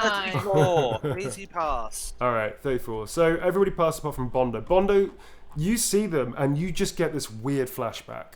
Like something from your past, from the memories that you can't remember because you obviously sustained the injury. Something just triggers you off and you're gripping the side of the wooden bridge and your hands just go knuckle white and you start sweating and start breathing heavy. and you're just holding on almost for like dear life, even though there's like nothing rocking. And there's something about skeletons that terrifies you to your soul. You are now in fear. You can defend yourself. You can't move towards the creatures that are causing you fear. You can't attack them directly, but you can defend yourself. I'm just saying that's where you're at right now. Ziggy, you passed your call, didn't you? No, I failed. I got 74. Okay, same thing kind of happens to you. The memory of being within the undead manticore, it's like sort of like the smell, the stench, the fireball that happened because of the methane release, and somebody put in an assault of stones through it. All that terrifying ordeal again affects you kind of the same way, and you completely freak out, and your heart's just like pumping into you can hear your heartbeat in your ears, and you totally freak. You also have fear now as well. Did Blue and Ratty pass theirs? I passed, yes. Yeah, I passed. All right, cool. So you see your compadres being affected thus, and it's like a small war band of skeletons that are just marching in precision. It's kind of like a spider. You know how spiders freak people out because of their movement? Like people always say, "Oh, it's the movement of a spider." It's the same kind of thing with skeletons. There's a movement which it's like uncanny valley. It's like that. Yeah, it's like the end of the scene in Jason and the Argonauts. It's exactly like that. Yeah, it's like they move in this really awesomely freaky way, and they look like they're in divisions as well. So it's like, you know, it's pretty heavy. And there's you also, anybody that's swift enough can do a quick mental count, and they just keep coming out of the darkness to the point where you realise that you are outnumbered probably at least 2 to 1. And they're coming down the way that we've got to. That's the only way we can get out, right? Yeah. Yeah, it is the only way. So is it really? We're just kind of racing through them because we can't really defeat all of them, right? Like presumably not. Presumably not. This is just getting through the horde to the other end. Presumably. And what are the dwarves planning on doing? Like, are they planning on fighting their way through, or are they leaving some other way? Or... Well, they've actually formed this kind of wedge formation that you see in front of you. Oh right. So are they standing and fighting? I thought they were running. No, they are preparing to move. I mean, Bondo, you won't be like in some kind of like dwarf tortoise type. Kind of like that, yeah. So they're taking up this kind of a really interesting position like this, and then the other. Now that you guys, they kind of push past you, leading the Lawmaster into the center of the group, and the Lawmaster sort of takes up a position like this is going to fall apart, but there, and is now sort of surrounded by all of the dwarves. And they're sort of slowly getting this. They haven't started marching. The front line is gearing crossbows, and they're sort of taking a front position, like almost like a V-shaped here kind of thing. And they're more heavily armored. They're like kind of like iron breakers, I guess. Whereas the ones behind them are slightly lighter armored, and they're carrying like packs, like bags and bags and bags of stuff. Presumably, like, you know, things that would cost them to replace or are valuable to them. And the Lawmaster's in the centre, and then Gimbrin is sort of like barking orders and talking to dwarves, asking them various things, like, you know, what they've obviously got from the camp, what they should get, what they should lose, blah blah blah. And he's also sort of giving them like a rousing dwarfish sort of stories about, you know, heroism and bollocks. So they're definitely ready to go and meet the enemy, and I guess they're just going to try and wade through them, which seems crackers. Can we just like be behind them and let them do? You can do whatever you want to do, Blue, but two of your fellows are rooted at the spot right now. Yeah. Okay. Okay. So do you have any ideas of what you want to do? What's going on? The two people that are in fear, you can make in a second. You can make a call test to try and get out of your initial. Can we see who's blowing the horn? Because are they still blowing it? No. Those are the two runners Those are the two runners that were running. These two dudes here, like scouts, and they dress like scouts. Have they gone ahead? Are they still blowing it, or are they? No, they were ahead. They've come back to relay the information, and they now. Oh, I see. They're now taking these positions here, like here and here, like they're kind of like fly halves. You know what I mean, like wingmen and stuff. Okay. And they're lightly dressed. They also have like small pistols on them, and they seem like they're built for speed. See anything around us that we could use? Like, this is mine. Like, is there anything lying around, like dynamite or, you know, like there might be, but your engineer is currently in fear, so. Can I slap Bondo to get him to come to his senses? You can totally do it. Never need a reason to slap Bondo. Little lad. You still think he's a child because all dwarves. I think they're all children. Yeah, I think they're all children. Because Ratty's that special. No one's ever explained dwarves to me, so I think. So you think he's just a small child? Okay, with a beard. Kids with beards. All right. So make a leadership test, please. God, my leadership. What's your leadership? Really, What's your leadership skill? It's so bad. It's, what is it? 24. 24. So you have to roll on a D100. You have to roll 24 or less. All right. Let's make this happen. Man. Show me the magic. Let's make this magic happen, sir. I want to believe. I want to believe. Believe, Tom. Believe. I believe in you. 36. Do you have luck? Yeah, but even with luck, I would fail. It's 24. I'll throw you a bone on this one thing because you're being like extra luck. Extra luck. I'll throw you a bone. So that's your luck holds. Which luck, by the way, if anybody doesn't know, luck is an annoying skill that players have that always thwart their lovely GM. It adds 10 or minuses 10 or pluses 1 or minuses 1 depending on the roll and depending on what they need in favour to them. But eventually their luck runs out. It's per day, so every day it replenishes itself randomly. All right, so you manage to like sort of coax the young lad Jim, the gnome, and you slap him around the face and you shake him and you say like platitudes and what do you call it? Yeah, platitudes that you've heard other people say that usually work. And something obviously just gets through to the gnome. So you are now out of fear. Bondo, you can free to react and clear your head and whatnot. Ziggy, you're still like kind of cacking yourself a little bit. Blue, what do you want to do? Can I try the same? You can. Have you ever done this? Have you ever slapped anybody around the face to try and smack them out of hysteria? I just want to give him a little slap. Cool. Try your leadership, because then let me know if it goes wrong. Leadership is 32. So roll a D100, somebody, please, or I can do that for you if you'd like. You can do it. Okay. Wait 1 second. Wait 1 second, folks. Pizza's arrived. Pizza time. Do you want me to roll, Blow? Blow? I think you roll it. Want me to roll for you? Yeah, Jim, you roll. Here we go. In the red corner. Oh my god, that was so exciting. I had to let in the pizza. 37. All right. 37. Yep. Cool. So 37. So you basically you slap him around the face, you pinch his cheeks, you pull his ears, you tickle his under his chin. You try a whole bunch of stuff because you're not entirely sure how human would work, and eventually just pinch his nose and then smack it. Like one of those comedy routines, and he snaps out. So Ziggy, you're now snapped out into the real world again. And you find that the elf is smashing you around the face with gay abandon. Are you into that? I don't know if you're into that or not. Maybe you might be into that. Hello? Everybody just went into their own places right now. That's interesting. That's an interesting piece of information. What happened there? Okay, so Steve's reconnecting. All right. So, it's now kind of in combat rounds, kind of. Tell me if you have any like decisions, any ideas about what you want to do. So we brought but we still want to look like these trees. Are there any that are like half chopped that we could maybe bring down on them? Or is that like basically? I mean, we're not close enough to maybe tell, so maybe I don't know. But I'm basically looking for any kind of advantages. Well, didn't we want to try the dynamite situation? Yeah, dynamite definitely is. Bondo needs to get on that. Right. Yep, Bondo's gonna have a look around, see if there's something I can throw at those dead bastards. Okay, cool. So make an investigation check. This has to be quick though, because bearing in mind that whilst you're talking and standing there, the dwarves are getting ready, and the skeleton warriors are still just marching relentlessly forwards. 41. What am I checking that against? You're checking that against initiative plus 20. I'll give you because you have a lot of skills that would help you in that. Yep, situation. I passed that then. Okay, so you find basically enough material to make the equivalent of a Molotov cocktail. There's like a whole bunch of like oil. One against an army. Yeah, so roll a d6. You ever seen the Molotov land? They spread. Roll a d6 for me. This yellow d6 here, please. Roll a d6. Thank you.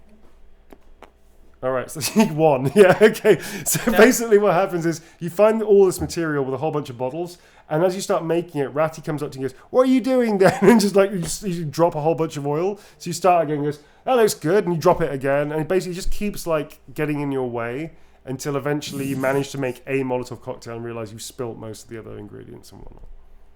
I object to being made the comedy foil in that scenario. Objection noted, sir. Objection noted. So you come back to the bridge. The dwarves are now making ready. Is there anything else that you want to do in preparation? They'll be here in like 2 or 3 rounds, I guess. And the dwarves are sort of aiming now. These 4, 5, 6, I guess it is, 6 of them, are now on a knee, and they're all aiming their crossbows. Grimbrun has his hand raised up into the sky, and he's basically saying, "Hush! Hush!" which means ready, still steady, I guess, steady. Hush! Like that. As the dwarves are sort of, a couple of them you can see sort of shifting around nervously, a couple of them are very focused. The Lawmaster looks relatively unperturbed, actually. And he's just standing there, sort of, he has a small hammer and a large book. A very large book, actually, which is on a chain that's wrapped to his body. The other dwarves have various items, but most of them are now armed as well and are ready. And this looks like they're focused and ready on what they need to go. So, yeah, it is the Book of Grudges. You know that, Bondo. That's fair enough. Anything else that you want to do, folks? No, I would just get my my bow out. Now, you can actually hit from this range, I would say. You can definitely hit from this range. Yep. I think you should do that. I think you should just freestyle ahead of the dwarves. Show the dwarves the use of an elf. Yeah. Yeah. Although, I mean, they're just skeletons. I don't know what my bow is gonna do exactly. Actually, no. Although it won't do like anything extra damage on anything, it does actually inflict damage on the skeleton. If I go for like the joints and stuff, and like go for the legs. Kind of. Basically, a successful hit would mean that you would actually like break apart a whole bunch of bones in it and actually destabilize its frame. Integrity. So yeah, its integrity. So eventually, if you do enough damage, it'll just fall to pieces, basically. And they've got like bits of armor on and stuff. Yeah. They're not harder to hit or anything. Or like the impact of an arrow into armor might bounce or shatter bones and stuff, because they're just basically bones. There's nothing particularly special about the bones other than they're animated. So you can totally try it if you want, Blue.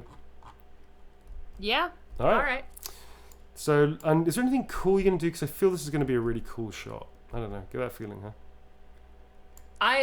Okay, where can you go back? Where are we? Yeah, well, you're on behind them. You are actually standing still on the bridge, because obviously nobody said anything about moving off the bridge. So you're still standing on this low bridge like this, which goes like only about 1 meter or 2 above the actual valley floor. It's like a little beautiful curved bridge like that, and you're sort of like standing. So you've probably got elevation there. So you do have line of sight. Look at that. Yeah, but I don't think about elevation too much, to be honest, because it is just 1 meter or 2. We're not talking about like you're on top of a building. Where's Beardy Weirdy? Are you gonna say that out loud? No. All right. So Beardy Weirdy, the Lawmaster of this clan, is standing in the middle that's here. what I said. That's what he's over here. What, are you gonna target him? No. I was just curious. Okay. Yeah. Okay. I just kind of step forward as close as I can to that we're on. Yeah, the railing. The railing, and take the closest one that I see in a loose. All right. Who's going to roll for Blue, please? Yeah, 1 second. All right. What's your ballistic skill, please, Blue? This. 98. 47. All right. So, folks at home, if you remember, this is a percentile game. 0105 is a critical success, natural success, like a natural 20 on D&D, and 96 to 100 is a critical failure, and it's awful, and it's truly stupid and bad, and people like laugh at this. Oh, you know what happened? Oh man, it went sideways and it totally struck that dwarf guy. Don't put ideas in my head, man. Butterfingers. I will allow that. Oh no. Okay, so no, I don't. I don't so know what happened. so I can't let you do that. So you sort of draw an aim, and as you do that, you sort of you try and get purchase. And I'm gonna say that Ziggy just makes an offhand mansplaining comment about how to draw a bow, and it totally distracts you. And you turn around almost in a moment to sort of give him a piece of your mind as you're aiming, and the bridge itself, it'll just snaps, and you just fall straight head down into the water below you. It's not very deep. Can you swim at all? No, I don't have swim. All right. The water immediately thrust you backwards. Thrust you down the stream. And it's quite deep. Oh shit! Let's just wait. So yeah, which way is the water flowing? Water flowing from the waterfall Why this Let's way. just take the fucking river. Like, can we just hold our breath and like swim away? Dell's gonna. We're basically just gonna use water. It's like a water ride. We're just You know what? I just go with it. You're gonna go with I it. just go Yeah. with it, man. say bye to the dwarves. What's your strength, please, Dell? Just out of curiosity. Is that S? Sorry. Yeah, it's S. Yeah. 4. 4. So that's going to be times by 10 into percentile. You're going to have to make a strength test to see, because you can't swim. You don't have the skill swim, do you? Yeah, you're gonna have to see if you get Basically start dragged under, drowning or basically. not. So you're being thrust along upside down in this thing, and you're wearing everything. You're carrying a bow and blah blah blah. Blah. So you're I gonna have to make a can't strength die test. in Dwarf Village. I can't, it can't Oh, my happen. friend, you can. All right, so let's roll. I'm gonna roll 4 blue. That's a 0-8, my friend. That's a 0-8. Okay, so you managed to kick off from the bottom, the bottom of the river, and you managed to get your head up, and you sort of grab a snatchful of air. I mean, you have hurt yourself, so I'm going to give you a automatic wound just for the actual initial fall smacking into the base. You're on green, aren't you? Okay, so you're on 5 wounds now. But the water has taken you, and you are now rapidly being pushed along the water to the point where Do you're. I see any logs or anything? Because if there's No. like logs. Not really. This is basically like this. This is about 3 meters deep, like that, and this is the side here and here, and you're sort of bang slap in the middle. All right. Help! Sorry, I'm just gonna draw. I'm just drawing Dell here. Help! You can't see that probably because I fucked up the help. Anyway, that's Dell. So Dell's just like swimming along going, help! And you're like bobbing along here, but you're not in anything buoyant. You're being dragged down by your weight of your clothes. You're going to have to make a strength test each round to avoid drowning because you don't know how to swim. You're just being dragged along. Plus, alarmingly, the water is pretty fast. 2-3 rounds, you're going to be by the skeletons. Alone by the skeletons. On your own, yeah. I'm just going to say that out loud. Cool. I think on that note, we should probably pause it here, no, folks? It's a good cliffhanger. It's a pretty good cliffhanger. Pretty good cliffhanger, I think. All right. Cool. All right. Dun, Dun dun dun. Can somebody, one of the vagabonds, say something kind of to really tie it up as she falls in and gets dragged away downstream? We don't get paid enough for this shit. Dale says that. Ziggy's going to say, I told you was holding the bow wrong. Okay, yeah. As you see me floating away, I blame Ziggy. I blame Ziggy. Fuck Cool. you, Ziggy. Okay, great. Which is the line of the show, folks. All right. Well, that was great. So let me just save it before we do the thing. So, cool. Okay, nice cliffhanger. All right. So, thanks very much, players. That was fucking great. That was awesome. I guess there's not much to do really, apart from saying our goodbyes and doing the thing, right? I just wanted to say that I think if anyone's interested, we can get the Sad Neil design on a T-shirt as well. I think that's something that Oh my God, yes. Hidden is going to look into. So Cool. All right. those will probably be up on the store as well soon if anyone's interested in those. That's it, really. I think. Yeah, like.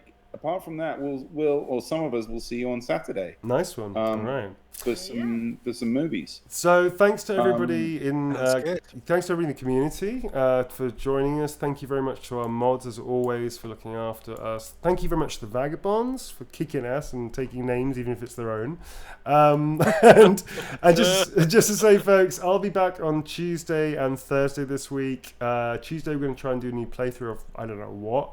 And Thursday we hopefully have another special guest from the industry to do interviews and questions and answers and play a game with us. So I guess without further ado, we should say good night. And somebody wants to rage quit, you're most welcome to. Oh, yes. All right, punch it. Oh, no, it's so beautiful. It's so beautiful. Thanks very much, folks. See you around the table next time. Bye. Bye. Bye-bye. See ya.